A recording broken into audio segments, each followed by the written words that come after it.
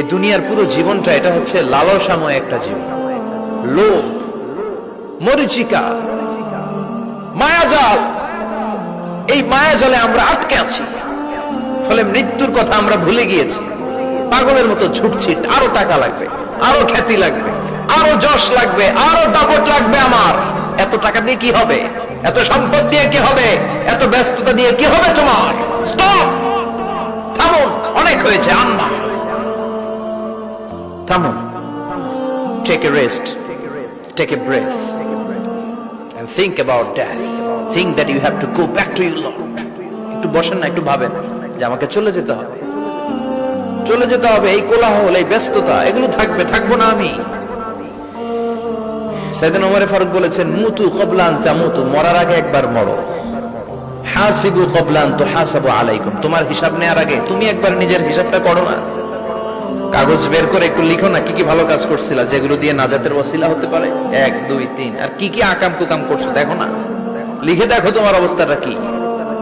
মরার আগে একবার মরো। মরার আগে খাটের মধ্যে শুয়ে শটান করে চোখ বন্ধ করে একবার মরার ভান করে দেখেন কেমন লাগে। চোখটা বন্ধ করেন আর ভাবেন আপনি নাই, কি কি হতে পারে ভাবেন। আপনার ছেলে মেয়েরা কান্না জুড়ে দিবে, আপনার প্রাণের স্ত্রী বিলাপ শুরু করে দিবে, বন্ধু বান্ধবের চিৎকার আর মাতম, স্থানীয় এলাকার মসজিদে ঘোষণা, অমুক এলাকার নিবাসী অমুক ভাই অমুকের ছেলে অমুক দুনিয়ায় নাই। সব আত্মীয়রা চলে আসবে, ফেসবুকে স্ট্যাটাস দেয়া হবে, সবাই সবাইকে জানাবে বিকাল 4টায় অমুক হাই স্কুল ময়দানে আপনার জানাজা। ছুটে আসবে, সবাই ছুটে আসবে আপনাকে শেষ বিদায় দিতে, গুড বাই জানানোর জন্য, আল ওয়াদা, বিদায় জানাতে আসবে সবাই। 4 তাকবীর দিয়ে আপনার জানাজা হবে, অশ্রুসিক্ত জানাজায় আপনার বিদায় হবে। কাঠের খাটিয়ার মধ্যে করে কাঁধে তুলে আপনার কবরে নেওয়া হবে। আগে থেকে খুঁড়ে রাখা কবরটার মধ্যে আপনারে বিছিয়ে দেয়া হবে। বাঁশের কচি দিয়ে তার উপরে মাটির চাপা দিয়ে সব চলে যাবে। ভাবেন না একবার চোখ বন্ধ করে, this is the circle of life, this is the nature of life. এটা সবার হবে, আমার হবে, আপনার হবে। এত মায়া, এত ভালোবাসা কই যাবে? কেউ থাকবে না, সবাই আপনার অন্ধকার কবরে রেখে দিয়ে চলে আসবে। উপরে বাঁশের কঞ্চি, তার উপরে মাটির চাপা, অন্ধকার আর অন্ধকার। এই অন্ধকার যেন শেষ হতে চায় না, শুধুই অন্ধকার, ঠিক কিনা? এজন্য আমাদের চলে যেতে হবে। দাদা গেল, চাচা গেল, মামা গেল, আমাদেরকেও যেতে হবে, জোরে কোন ঠিক কিনা? একদিন মাটির ভেতরে হবে ঘরে মন আমার, কেন বন্ধ দালান ঘর, প্রাণ পাখি উড়ে যাবে পিঞ্জর ছেড়ে।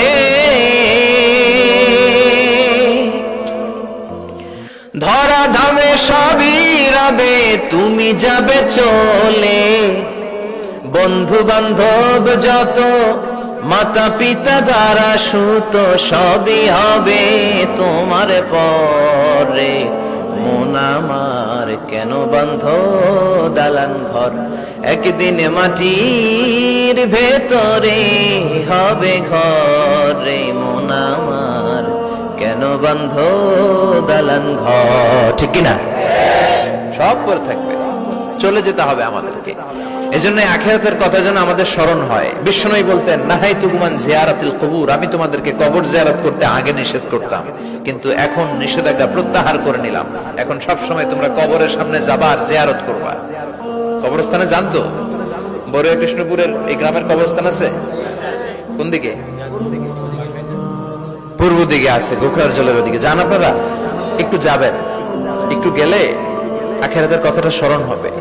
ওখানে ছোট শিশুরা শুয়ে আছে, কিশোর যুবকরা আছে, আপনার মতো তাগড়া যুবক, মুরব্বীরা আছে। এরা এই এলাকায় থাকতো, এরা আকাশ থেকে নেমে আসে না, এই এলাকার সন্তান, আজ নাই। একটা সার্টেন পিরিয়ড শেষে আপনিও থাকবেন না। This is the nature of life, this is the circle of life. ছোট্ট শিশু হয়ে এসেছিলেন, শৈশব, কৈশোর, যৌবন, প্রৌঢ়ত্ব। আগে ছিলেন সিঙ্গেল, বিয়ে করে হয়ে গেলেন ডবল। এরপরে আল্লাহ আপনাকে একটা মেয়ে দিল, এরপরে মেয়েকে বিয়ে দিয়ে শ্বশুর হলেন, এরপরে ওই মেয়ের ঘরে সন্তান হতে নানা হলেন। আর কতদিন? অনেক দিন হলো তো, অনেক লম্বা সময় পেয়েছেন আপনি। Think about death. এবার যাওয়ার কথা ভাবেন, আখিরাতের সামানের কথা ভাবেন, ফিরে যেতে হবে। কি শক্তিশালী যুবক, বার্ধক্য চলে আসলে লাঠি ছাড়া চলতে পারে না। কুচকুচে কালো দাড়ি সাদা হয়ে যায়, দাড়ির শুভ্রতা, বয়সের ভার, রং ধরা যৌবন জং ধরে শেষ, ঠিক কিনা? This is the circle of life. যুবক ভাইরা, এটাই জীবন, চলে যেতে হবে, কেউ থাকতে পারবে না, ঠিক কিনা? এটা রিমাইন্ডার আল্লাহ এই সূরার ভেতরে দিয়েছেন যে তোমাদেরকে ফিরে যেতে হবে, এই লোভ লালসা ছেড়ে দাও। রব্বুল আলামিন বলেন, আলহাকুমুত তাকাসুর হাত্তা যুরতুমুল মাকাবির। ও গোলাম, দুনিয়ার সম্পদ, লোভ লালসা তোদেরকে পাগল বানিয়ে দিয়েছে। এই লোভ পাগলামি কোনোদিন তোদের থামবে না যতদিন না তোরা কবরে ঢুকবি, ঠিক কিনা? কার কথা? আল্লাহ বললেন, দুনিয়ার সম্পদ আর লোভ আর মোহে তোমরা গাফেল হয়ে গিয়েছো। আখিরাতের কথা বেমালুম তোমরা ভুলে গিয়েছো, কিন্তু আখিরাতে তোমাদের যেতেই হবে, কবরের বাড়িতে তোমাদের ঢুকতেই হবে, ঠিক কিনা? যেতেই হবে, আমরা ভুলে যাই। আলহাকুমুত তাকাসুর, অতিরিক্ত পাওয়ার লোভ, বেশি বেশি খাওয়ার লোভ, বেশি বেশি জমানোর লোভ মানুষকে গাফেল বানিয়ে দিয়েছে।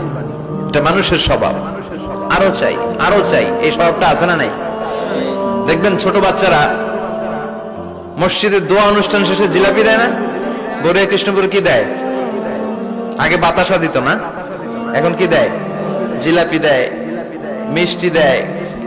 তো মসজিদের 2-3 গেট থেকে যদি দেয়, ছোট বাচ্চারা দেখবেন এদিক দিয়ে কয়েকটা নিয়ে আবার ওই গেটে লাইন ধরে।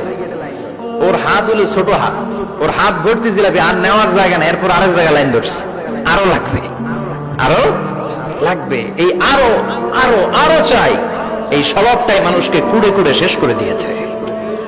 এত লাগবে কেন তোমার? চাহিদার কোনো শেষ নাই, unlimited demand of human being. যার আছে বেশি তার চাই বেশি, যার সাইকেল আছে তার হুন্ডা চাই, হুন্ডা আছে তো প্রাইভেট কার চাই, প্রাইভেট কার আছে তো প্লেন চাই, প্লেন আছে তো হেলিকপ্টার চাই, হেলিকপ্টার আছে তো ওইটা চাই, ওইটা আছে তো সেটা চাই, ঠিক কিনা? এলাকার মেম্বার যে হয়েছে চেয়ারম্যান হতে চায়, আছে না নাই? চেয়ারম্যান সাহেব এমপি হতে চায়, আছে না নাই? এমপি সাহেব মন্ত্রী হতে চায়, আছে না নাই? মন্ত্রী সাহেব প্রধানমন্ত্রী হতে চায়, আছে না নাই? কিন্তু এই দেশে সুযোগ নাই, কথা কন। এই দেশে প্রধানমন্ত্রী সিলেক্টেড, 2-3 জনের বাইরে কেউ প্রধানমন্ত্রী হইতে পারবি না, ঠিক কিনা? আমার এই জীবনে তো আমি 2-3 জনই দেখলাম। বেগম খালেদা জিয়া, মাননীয় প্রধানমন্ত্রী শেখ হাসিনার ছোট্টবেলা দেখেছি এরশাদকে, আমরা তখন ছোট। তো মানুষের চাহিদার কোনো শেষ নাই, যার আছে বেশি তার চাই বেশি। এজন্য বিষ্ণু বলেছেন, উনজুরু ইলা মান হুয়া আসফালা মিন, তোমার চেয়ে যে খারাপ আছে ওর দিকে তাকাও। ওয়ালা তানজুর মান হুয়া আ'লা মিন, তোমার চেয়ে যে ভালো আছে ওর দিকে তাকাও না, তোমার চেয়ে যে খারাপ অবস্থানে আছে ওর দিকে তাকাও। অনেকে নিজের অবস্থান নিয়ে সুখী না, এরকম আছে না নাই? আল্লাহ আমার এটা দিল না রে, ওইটা দিল না রে, পাইলাম না রে, কিচ্ছু হয় না, কি করবো জীবনে, হতাশ। আসলে আছে কিন্তু অনেক, কিন্তু শুকরিয়া নাই, টাকা, ঠিক কিনা? নিজের অবস্থান নিয়ে সুখী না, কিন্তু অনেক লোক আছে তারা আপনার অবস্থানে পৌঁছতে চায়। তাদের দিকে তাকিয়ে দেখেন, আপনি যে অবস্থানে আছেন এই অবস্থানে পৌঁছাটা অনেকের কাছে স্বপ্ন। তারা প্রতিনিয়ত সংগ্রাম আর স্ট্রাগল করে যাচ্ছে আপনার অবস্থানে পৌঁছতে, আর আপনি এটা নিয়ে সন্তুষ্ট না। শেখ সাদির নাম শুনেছেন? বালাগাল উলা কাশাফাত দুজা, এই কবিতাটার রচয়িতা ইরানের বিখ্যাত এক কবি। উনি একবার আর্থিক সমস্যার মধ্যে দিয়ে সময় কাটাচ্ছেন, টাকা নাই, পয়সা নাই, পায়ে দেওয়ার মতো জুতা নাই। উনি খুব দুঃখ পেলেন, হায় রে, আমি ইরানের এত বড় কবি, আমার পায়ে দেওয়ার মতো জুতা নাই। দুঃখ ভরা মন নিয়ে রাস্তায় হাঁটতে বেরোলেন। হাঁটতে হাঁটতে হঠাৎ দেখলেন একটা লোক শুয়ে শুয়ে কাঁদছে, ওই লোকটার 2টা পাই নাই, পাই নাই। উনি সেজদায় পড়ে গেলেন, আল্লাহর কাছে ক্ষমা চাইলেন, আল্লাহ অনেক দিয়েছো, শুকর আলহামদুলিল্লাহ। এজন্য যেই পরিস্থিতিতেই থাকি না কেন আমরা কি পড়বো? জোরে বলেন, কি পড়বো? এজন্য আল কানাতু মিনাল ইসলাম, অল্পে তুষ্ট থাকার নাম হলো ইসলাম। সম্পদ লাগবে কিন্তু সম্পদের পাহাড় লাগবে না, ঠিক কিনা? অল্প খান, অল্প পড়েন, অল্প জামান, অল্পের ভেতরে বরকত ঢুকাইয়া দিছে কে? দেখবেন যাদের সম্পদ অল্প তারা সুখী বেশি। জরিপে এটা দেখা গিয়েছে, অনেক সার্ভেতে এটা এসেছে, যারা সম্পদশালী এরা দুঃখী বেশি, এদের দুঃখ বেশি, টেনশন বেশি। খুব স্বাভাবিক, টাকা যার বেশি রোগ তার বেশি, টাকা যার বেশি টেনশন তার বেশি, টাকা যার বেশি ঘরে শান্তি তার কম।